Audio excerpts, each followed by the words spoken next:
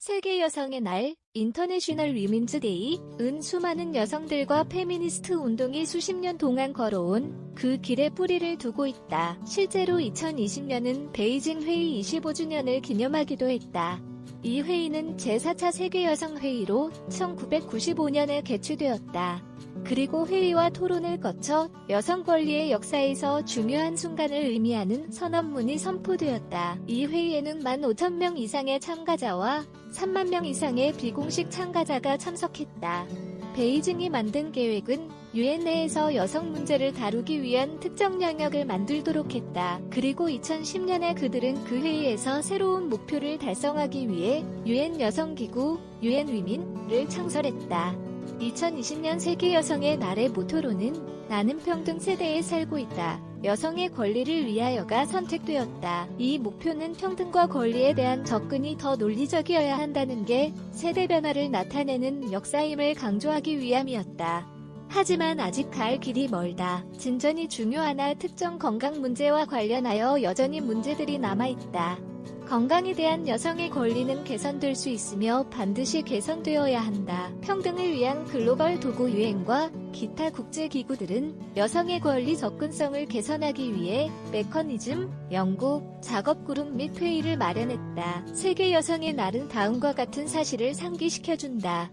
여성 차별 철폐에 관한 협약, 컨벤션 언더 일리미네이션 오브 디스크리미네이션 어게인스트 위민, 시도. 이 협약은 1979년에 선언되어 1981년에 완료되었다. 이는 건강에 대한 권리를 포함한 여성의 기본권을 규정하는 실행계획이다.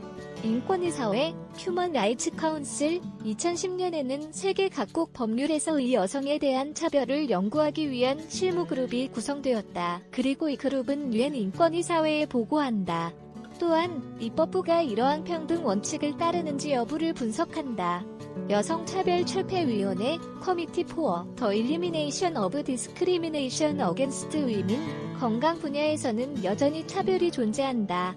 사실 이는 환자와 건강 전문가 모두에게서 존재한다. 이러한 차별에 맞서기 위해 각국이 취하는 조처는 4년마다 전문가위원회에 보고서로 제출되어야 한다. 이 전문가들은 차별을 조사하고 미국의 조처를 제안할 권한이 있다. 여성의 건강에 대한 권리 세계 여성의 날이 있었음에도 불구하고 여성의 건강과 관련하여 겪는 문제를 강조하기에는 충분치 않다. 이러한 이유로 세계는 5월 28일 세계 여성 건강의 날을 기념한다. 이 기념일을 제안한 나라는 라틴 아메리카였다. 우리는 많은 문화권에서 남성과 여성이 동일한 건강 및 질병의 과정을 거치지 않는다는 사실을 알고 있다. 또한 의료 시스템에 대한 접근성과 치료를 받는 것도 다르다. 사실 보건과학 분야에서 대학 학위를 받을 수 있는 능력조차도 다르다. 전 세계 어디에서나 건강팀의 모든 구성원은 여성의 건강관리를 보장하기 위해 올바른 교육을 받아야 한다. 마찬가지로 보건 시스템은 남성 또는 여성 근로자에게 동일한 우선순위를 부여하여 시스템의 일부가 되도록 해야 한다. 또한 이는 남성이 지배적인 관리직의 경우 특히 그렇다. 세계 여성의 날과 성건강 여성 건강의 기둥은 성적인 측면과 생식적인 측면이다. 많은 불평등과 접근성 문제가 피임으로 발생하며 또한 출산관리 및 자궁암 검사와 같은 부인과 검사에서 발생한다. 세계보건기구 WHO는 생식기관, 기능 및 과정과 관련한 모든 것에서 성 및 생식 건강을 신체적, 정신적, 사회적 안녕의 상태로 정의한다. 또한 이는 만족스럽고 자유로운 성생활에 대한 권리를 의미하기도 한다.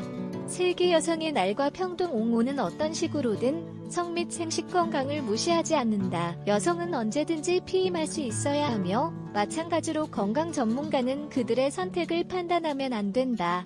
여기에는 여성의 권리를 존중하는 출산 및 임신에 대한 인간적인 보호도 포함된다. 오늘날에도 여전히 임신 중에 자신을 돌보는 의사나 조산사로부터 심리적 학대를 겪는 여성들이 있다. 위생 시스템은 프로세스 전반에 걸쳐 따뜻하고 지지적인 환경을 보장해야 한다. 평등을 향한 발걸음, 세계 여성의 날 세계 여성의 날을 기념하는 건 평등한 권리를 증진하는 좋은 기회이다. 진정한 양성평등을 향한 진전은 계속되어야 한다. 특히 의료 분야에서 법률과 의료 전문가 모두는 모범을 보여야 한다. 모든 여성은 자신이 사는 곳과 상황에 관계없이 가능한 한 최고의 의료 서비스를 받을 자격이 있다. 따라서 어떤 종류의 차별도 허용되어서는 안 된다. 마지막으로 잘못된 치료, 건강 불평등 또는 환자로서의 권리 침해를 경험하는 경우 주저하지 말고 이를 신고해야 한다. 이미 많은 국가에서 페미니즘 문제를 해결하는 데 전념하는 장소와 사무실을 두고 있다.